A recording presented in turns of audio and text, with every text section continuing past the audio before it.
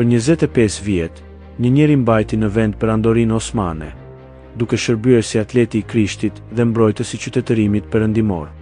Gjatë kësaj periudhe, Gjergj Kastrioti Skënderbeu udhëhoqi forcat e lidhjes së Lezhës në një sër betejash dhe rrethime shikonike, duke fituar një famë të madhe në mbar botë.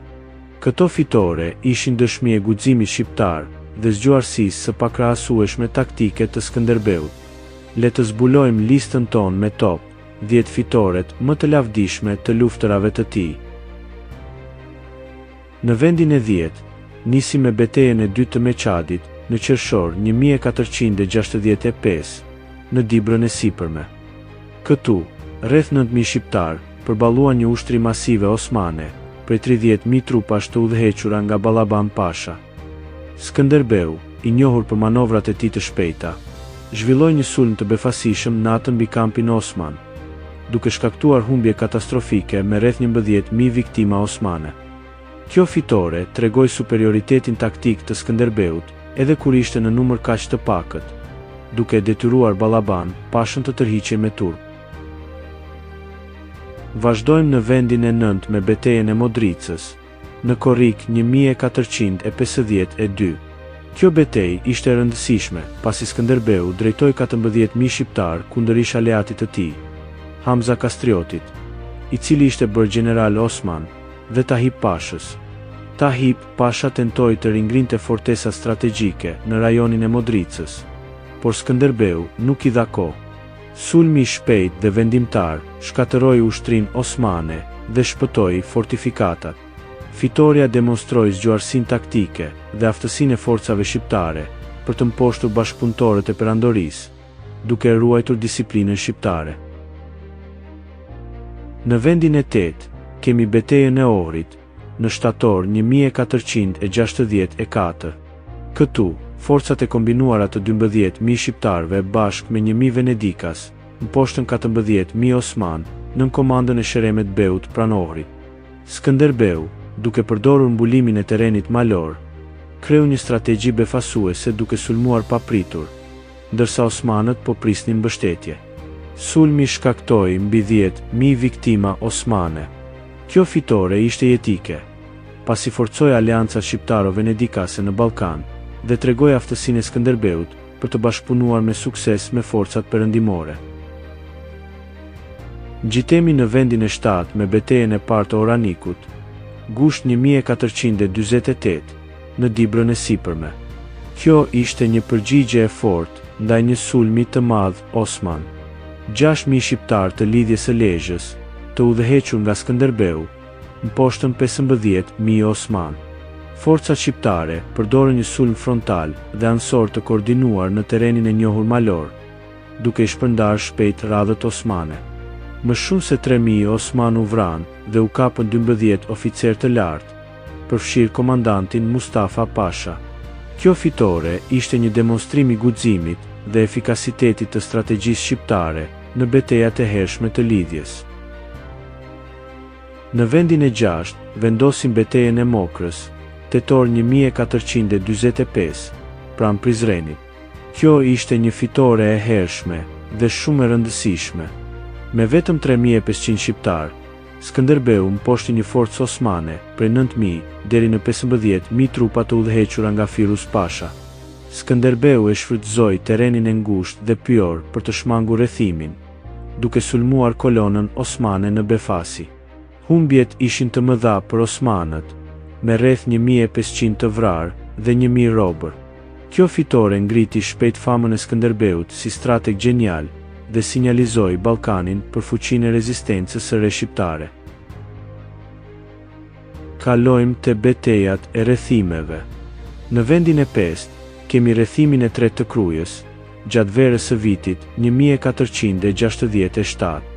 Këtu, Kruja u rrethua sërish nga ushtrit e Sultan Mehmedit të dytë.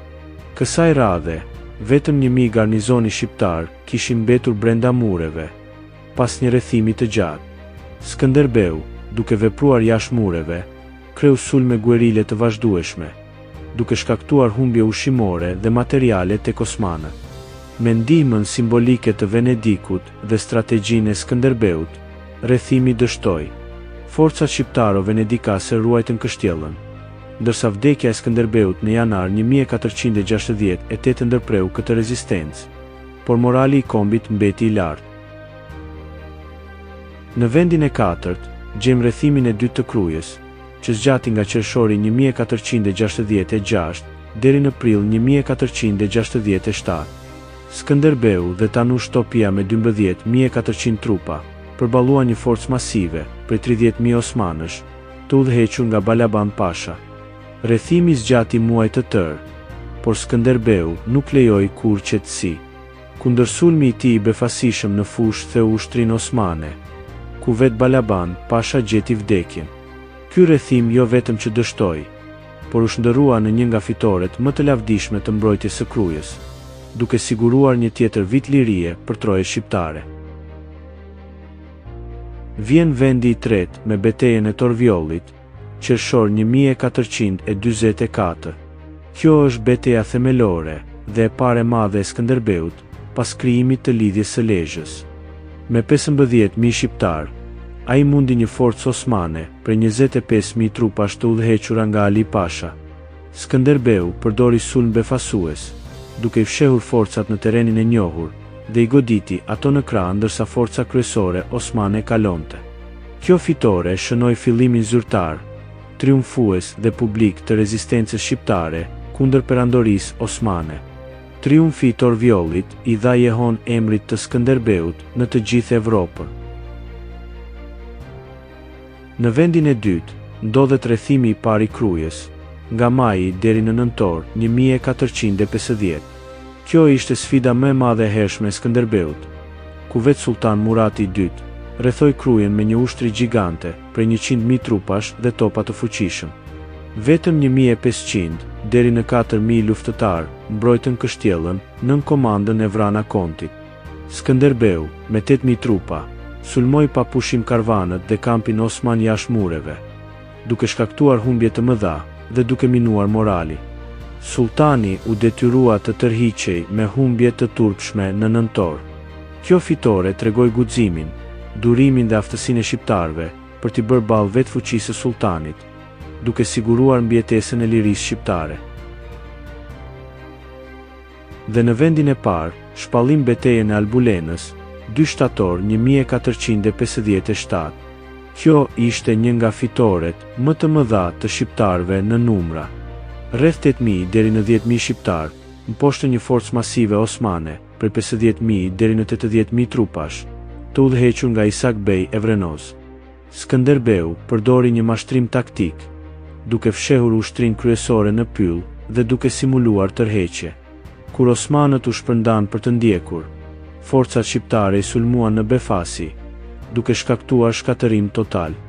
Gjatë betejës u kap rob edhe Hamza Kastrioti, nipi i Skënderbeut dhe aleat i osmanëve.